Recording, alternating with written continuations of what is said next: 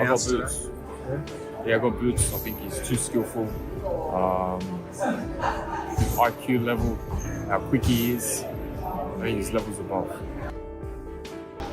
It's hard to really go against Boots because on that one was specifically Xander. You know, I feel Xander's still young. You know, Boots is a lot older and has a lot more experience. Is this a fight that you dare to say is a 50-50 fight? Yeah, it gives a 50-50 fight. I give it more, it's 50-50 in a sense, but because of the experience, you can go 60-40, 60 with Boots, 40 with Xander, but it kind of is a 50-50 fight, yes. Boots has just looked more special athletically to me than Xander throughout their careers, right? On the other hand, when you said Xander got better, Xander was so precocious. He was such a young fighter when we first saw him. And you don't have your man bones yet as a boxer. Now he's into his 20s, maybe a different fighter. As anticipation builds for the fight between Jaron Ennis and Xander Zayas, boxing pros are weighing in with bold predictions. Ennis brings explosive power and experience, while Zayas offers rising star momentum and technical skill, setting the stage for a compelling generational showdown. Jaron Ennis, it looks like we're going to be getting a fight with Jaron Ennis and Zayas, a great fight. How do those two match up together? We see Jaron Ennis really getting a crack at a guy who is as gifted as he is almost skill-wise, who has the determination and the will that you just talked about. The winner of that fight should dominate the junior middleweight division for a little while, because those are the top two guys of the division. They're meeting at a great time, and whoever wins this fight should be the supreme 154-pounder. Terrence Crawford believes a showdown between Jaron Ennis and Xander Zayas would be an exciting matchup, but feels it may be happening too soon for Zayas. Crawford pointed to Ennis's experience and elite level, suggesting the young contender still needs more time to fully develop. Boots Ennis, Xander Zayas announced this morning as well. Thoughts on that? Man, that's a tough fight, you know, especially for Xander at this point in his career, but it shows his heart and his confidence, you know, that he have in himself, and he's ready to go make history for his country, and he's going to do real well in that fight. You know, I just think, you know, right now, you know, it's a little bit too early for him. Former world champion Abner Mares echoed Crawford's stance, agreeing that it may be too soon for Xander Zayas. Mares emphasized that Zayas is talented but still developing, and facing Jaron Ennis now could be a premature step. More than likely possibly happening, Xander versus Boots. How do you see that fight going? Do you think maybe Xander's a little bit too young there? Too soon. Too soon. You think it's too soon, brother? Yeah, I love Sanders, and if he waits and if he's smart and his team is smart, they'll hold on at least 2 more fights, and then, you know, release him to the wolves. And that's, I'm just speaking realistic in how I see it, because I wouldn't want him to lose a really hard fight and him just declining. You get me? And it happens. We've seen it with fighters where it's too soon of a fight. I mean, let's not go far. I mean, I hate to use him as an example, but when Vargas fought Trinidad, it was too soon, brother. And, you know, you gotta have and you gotta be patient with your fighters, and I think they have to be patient with Xander Zayas. Not that I'm saying that he can't win. Maybe he can, but maybe he's gonna get hit too much or injured himself. You get me? So wait a little bit for Xander. However, legendary former champion Roy Jones Jr. has praised Xander Zayas as a complete fighter, highlighting his balance, skill set, ring IQ, and maturity beyond his years. Jones's assessment adds weight to Zayas's growing reputation, suggesting he has all the tools to compete at the elite level. A young guy like Xander, naturally it sounds like Xander may be an underdog in this matchup. What do you think that Xander presents to Boots that, one, he hasn't seen before, and that, two, he'll have to adjust to be successful? Height, discipline, and Xander's actually a good puncher, and he also knows how to work to the body. So Xander is a complete fighter.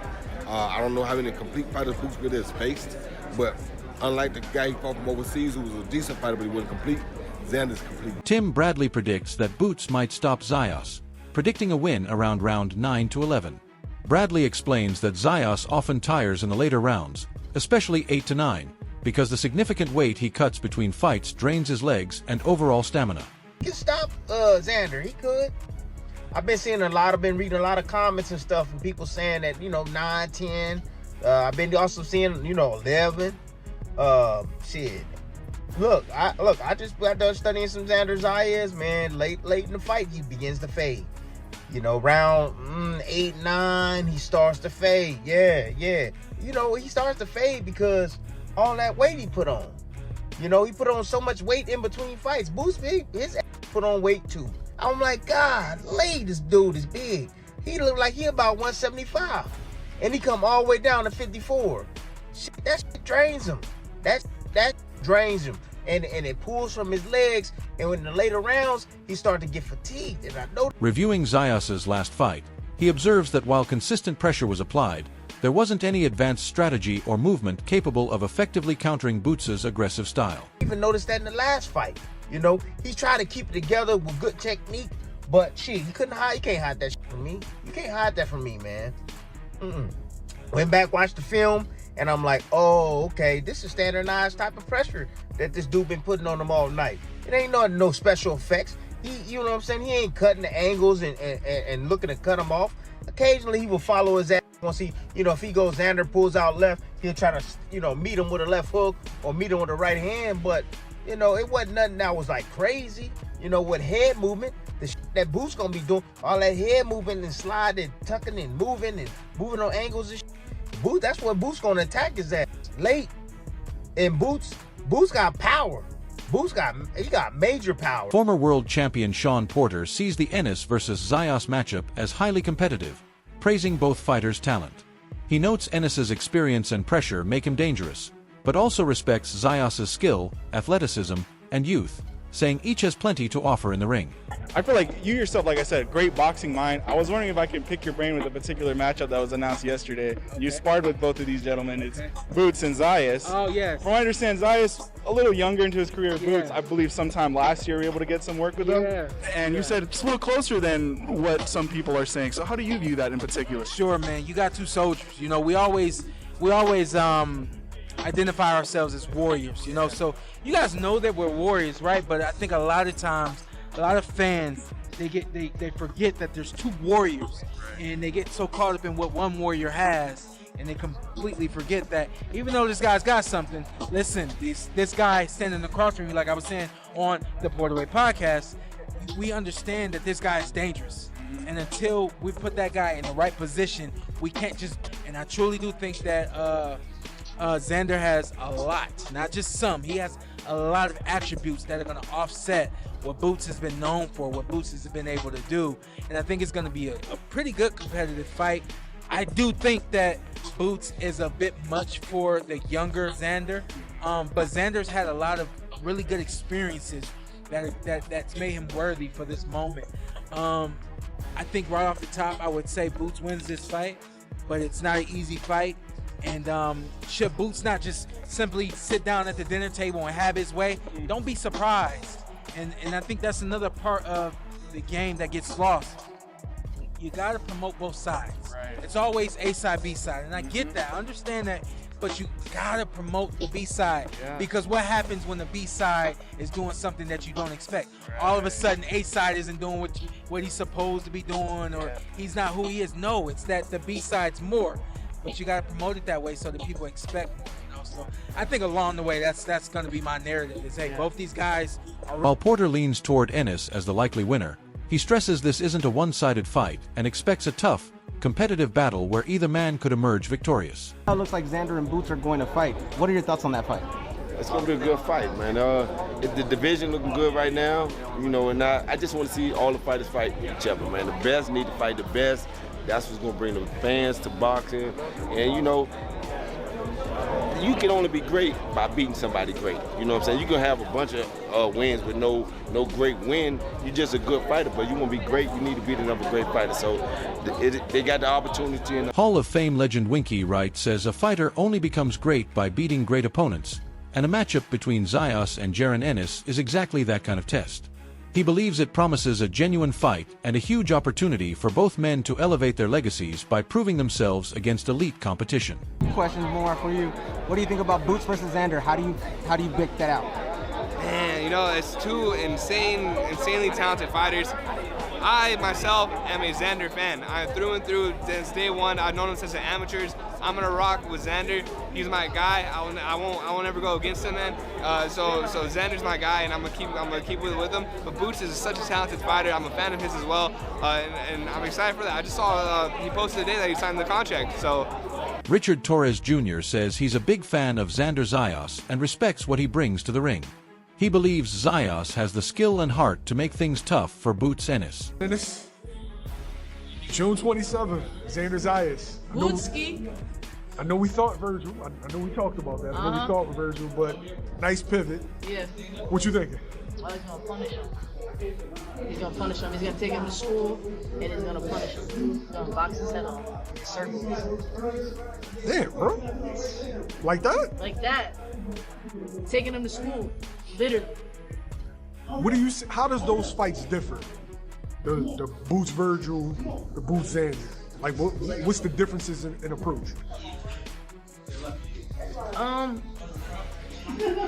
Well, I think that Xander's is bigger naturally. Ain't he been? Yeah, he's a little bit bigger. Yeah, but I think that I think Virgil's a little smarter defensively. I think Xander's more of a rough and tough type of kid, and he hasn't really been too experienced and in there with guys in the caliber of Boots at all. So I think that he's just gonna be. I think it's just gonna be. He's gonna be so outmatched. He's not gonna know what to do. Where's the stoppage? Early, middle, late? Boots had last time. I should have bet on that first round knockout, man. Yo, that was odd. I thought it would go some rounds. I know my friend was like, what should I bet on? I was like, I don't know. I was like, damn, I should have guessed the first. I'm gonna say the third or fourth. Yeah?